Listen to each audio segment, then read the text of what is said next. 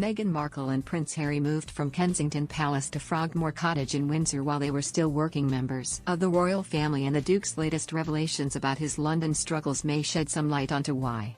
At the time, it was assumed that the move was due to the feud between the Sussexes and the Cambridges, but Harry has revealed something deeply personal that provides an alternative explanation. In his Apple TV mental health series with Oprah Winfrey called The Me You Can't See, Harry revealed that his anxiety is often triggered by trips to London. This is because he associated the nation's capital with what his mother Princess Diana went through in terms of harassment from the paparazzi. He said, "For most of my life, I've always felt worried, concerned, a little bit tense and upright whenever I fly back to the UK, whenever I fly back into London.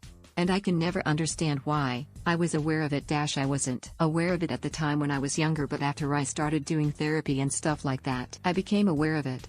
I was like, why do I feel so uncomfortable? And of course for me, London is a trigger, unfortunately, because of what happened to my mum, and because of what I experienced and what I saw." He later told Associated Press that he was worried and afraid of returning to London for the funeral of his late grandfather, Prince Philip, in April. In the Apple TV docuseries, Harry can be seen sitting down with Sonia Oakley, a consultant specializing in eye movement and desensitization and reprocessing, EMDR, which is used to help people deal with trauma. Harry explained that the negative thoughts he experienced related to London are about being the hunted and being helpless and knowing that you can't do anything about it. He added, "There is no escape. There is no way out of this." He cited a trip to Africa after the death of his mother Princess Diana, in which he recalled feeling so free, almost like it was a cure.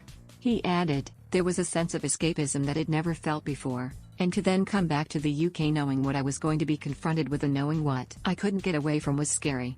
All this anxiety and unresolved trauma Harry had related to London may go some way to explain why he would rather escape to Windsor. Meghan, too, recalled her time at Nottingham Cottage, where the couple lived at Kensington Palace, not being a happy one.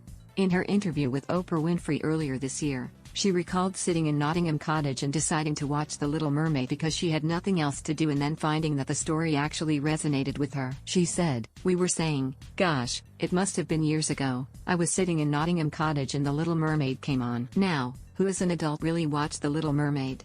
But it came on, and I was like, well, just here all the time, so I might as well just watch this. And I went, oh my god." She falls in love with the prince, and because of that she has to lose her voice. But by the end, she gets her voice back. As is clear from these quotes, neither Meghan nor Harry were happy in London. In Windsor, they had more privacy, a large house and many acres of private gardens to walk through. A trusted confidant of Meghan's told the authors of the biography Finding Freedom, they could open their door and have all of the private gardens. Both of them felt it would be a really positive thing for their child to be there, to go on walks privately. While it wasn't something they had considered before, once it became an option, they were both really excited about it. In this way, while Harry's row with William has come to the fore and turned out to be a very real situation, this may not have been the only factor driving him and Meghan away from Kensington Palace. The Me You Can't See is available to stream now on Apple TV.